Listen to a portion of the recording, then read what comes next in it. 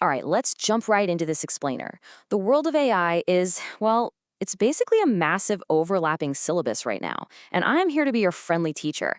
If you've been reading tech blogs or just chatting with friends recently, you've probably felt like you're drowning in a sea of jargon. You are definitely not alone in that. The AI landscape is incredibly complicated. But today we're going to strip away the confusion and figure out what these terms actually mean using some simple, relatable concepts. So grab your virtual notebooks. So, why is this landscape so confusing to begin with? If you've been feeling totally overwhelmed by buzzwords like machine learning and LLMs, your frustration is totally valid, mainly because the subfields are defined so inconsistently.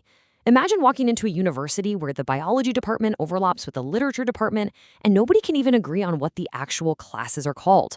Sometimes we categorize AI by what it takes in, sometimes by what it spits out, and sometimes by the underlying math. It is literally a headache waiting to happen. To fix that, we're going to logically sort this messy classroom into nice, neat little buckets. We'll start with a quick welcome to AI 101. Then we'll categorize inputs and outputs, look at the rule-based AI era, enter machine learning, and finally, dive into deep learning and beyond. Let's get started. Moving right into categorizing inputs and outputs. Let's start by seeing how AI domains use basic senses, like reading, listening, and writing. By looking at AI through this lens, we aren't stressing about the complicated math under the hood just yet. We're just looking at how the AI actually interacts with the world around it. Think of NLP, or natural language processing, as the AI's ears and eyes. It takes in natural human language as an input. It's entirely focused on the listening and reading part of being a student. Whenever an AI needs to understand what a human is saying or typing, it relies on this specific domain to take our messy, unpredictable language and process it into something a computer can actually grasp. And what's crazy is that everyday helpers rely entirely on NLP. You probably use this dozens of times a day without even thinking about it. When you dictate a text to your phone, use a translation app on vacation, or even when that helpful little red line pops up under a misspelled word in an email, that is NLP hard at work, just reading or listening to your input. Then, on the flip side, we have generative AI. This is like the student actually doing their homework by creatively outputting brand new drawings, text, or songs. If NLP is about taking things in, Gen AI is all about putting things out. The absolute keyword here is new. It's not just retrieving a file from some database, it is generating entirely original content that literally didn't exist a second ago. When you compare them, the difference is crystal clear. NLP's nature is all about the inputs, listening and reading.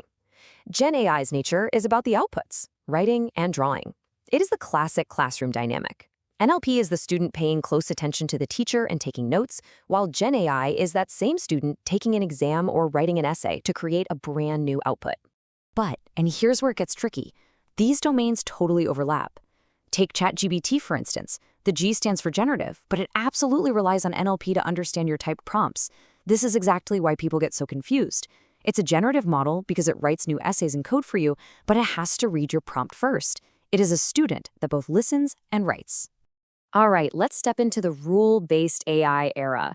This is where we look at the oldest and honestly most rigid type of AI models using a strict instruction manual. We're moving away from inputs and outputs for a minute to categorize AI by the actual type of model being used. In rule-based AI, humans set the rules and the AI just applies them. Human developers basically hardcode every single instruction, handing the AI a rigid checklist. Imagine a substitute teacher showing up to a classroom with zero teaching experience. The only way they survive the day is if the regular teacher left a hyper-specific step-by-step manual. They can't improvise at all. They just execute the rules exactly as written. So the absolutely crucial point here is this simple if-then logic. Step 1, if the input is A. Step 2, then output C. It really is that basic at its core.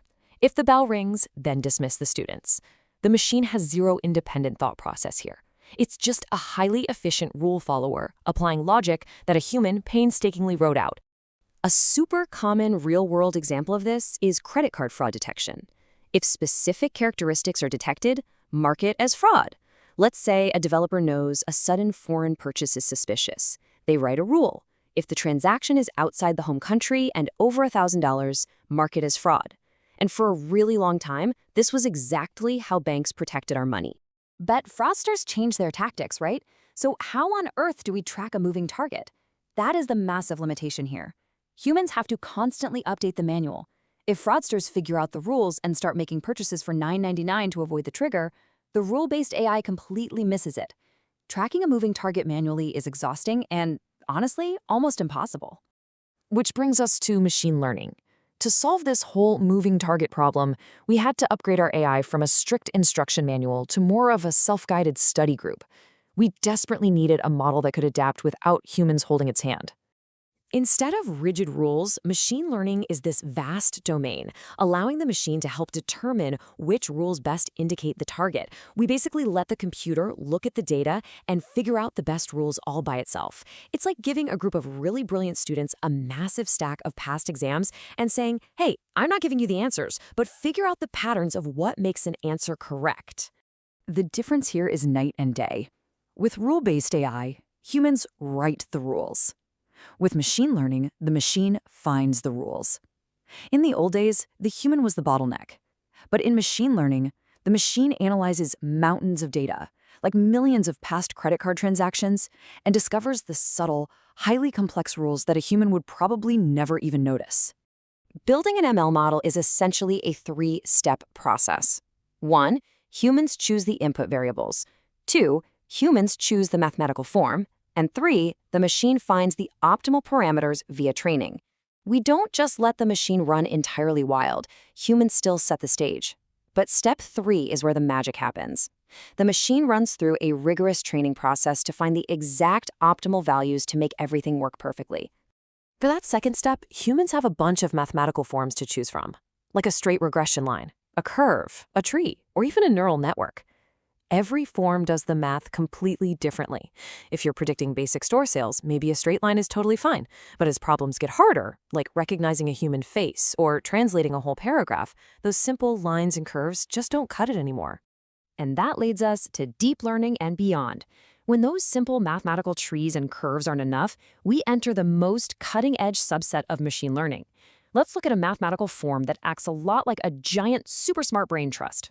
Neural networks actually mimic the human brain. They calculate across a network using nodes, lovingly called neurons, that are arranged in distinct layers. Imagine a classroom where students sit in rows. The first row looks at a problem, does a little math, and passes their thoughts to the second row. The second row combines those thoughts, does more math, and passes it to the third. That is exactly how a neural network operates. Now, deep learning is simply a neural network with more than 2 neuron layers between its inputs and outputs. When a network gets that big, it graduates into its own special domain. It sounds incredibly sci-fi, I know, but honestly, if you have an input layer, an output layer, and more than 2 hidden layers of neurons doing the math in between, congratulations, you've built a deep learning model. And this is exactly what powers today's most advanced models, like large language models and image generators. All your favorite modern tools live inside this deep learning bucket. The layers of artificial neurons are what allow the machine to process the crazy complex nuances of human language and high-level visual art. But before class ends, I want to leave you with one massive question to think about.